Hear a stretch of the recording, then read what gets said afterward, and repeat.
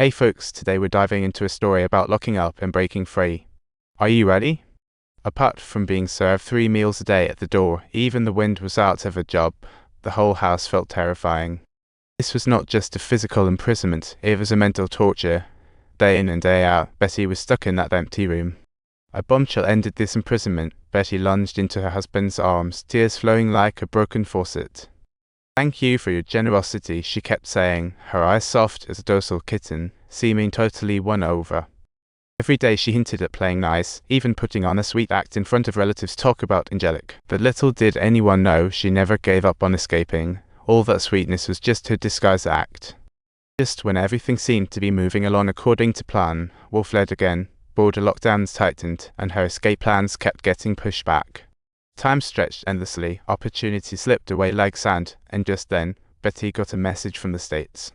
Her dad was critically ill, and unexpectedly her husband surprisingly allowed her to go back to the States, asking, "Are you really going to see him?"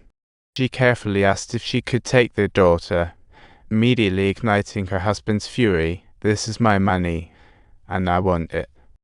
Talk about a plot twist, he agreed to let her go back just so she could sell the house and bring back the cash. He figured as long as their daughter stayed in Iran, Betty would never truly escape. This time, Betty kept quiet for a while. Watching her daughter sleep, Betty realized if she didn't act now, it would be too late. In this place, a 9-year-old girl could already be married off. She couldn't gamble with her daughter's future. Luckily, fate finally cut her a break. One evening, her husband was unexpectedly called into work. Betty seized the chance to tell her in-law she was taking their daughter out to pick a gift for Grandpa, smoothly slipping out the door. The prolonged disguise made everyone drop guard. No one stopped them, and the pair escaped. Betty immediately dialed her contact. No need to wait for a good opportunity anymore. They were setting off now. She knew it would be a perilous path, and could even be deadly, but retreat was not an option. The mother and daughter hopped on the first leg of their escape, while Iran seemed shrouded in the shadow of war. Streets brimmed with police cars and checkpoints. Vehicles halted for inspection at the sudden sight of black-blue uniforms. The soldier's gaze lingered in the little girl's face for a few seconds, and Betty's heart nearly jumped into her throat. She fought to keep her composure, thought for a split second, and the soldier frowned, waving them on. After a night of traveling, they reached the edge of the Zagros Mountains, switched to another vehicle, and donned traditional Kurdish clothing. To avoid the next check, Betty took a moment to rest, only to have the driver burst in and roughly search her luggage. Without hesitation, he snatched her wallet and jewelry, and faced with his aggressiveness, Betty could only choose silence and comply. Because she knew this wasn't retreat, it was survival. They continued on, and just as they neared the border, a gunshot sliced through the air. Their vehicle was stopped again. The driver quickly presented the prepared documents. After not finding any issues, the soldier didn't make it difficult and waved them through. Next, Betty and her daughter were put on horseback, entering truly uncharted territory. The Zagros Mountains marked a journey full of unknowns and dangers, the plateau desolate, there then. They were utterly exhausted, even lost direction, but their resolve never faltered, because she knew. As long as they crossed this range, they could enter Turkey. After hours of painstaking travel, they finally reached the border. Before parting, the Iranian driver handed her a package and said farewell in broken English. She opened it to her surprise. It was her passport, wallet, and jewelry that had been snatched the day before. What a twist.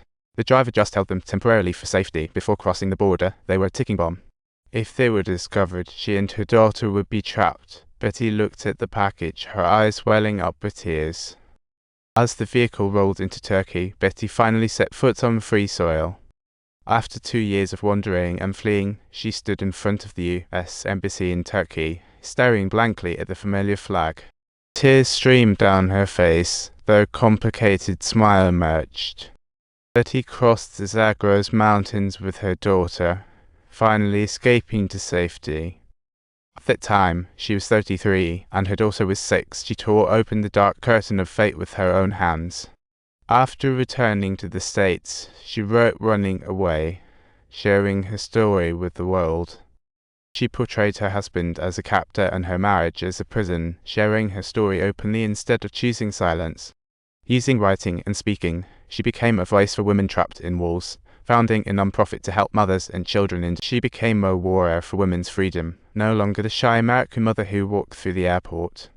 And that little girl, Mahtoub, grew up on free soil, and years later, she wrote her own book, My Name is Mahtoub, sharing her understanding of her mother's resolve and how she overcame her inner shadows.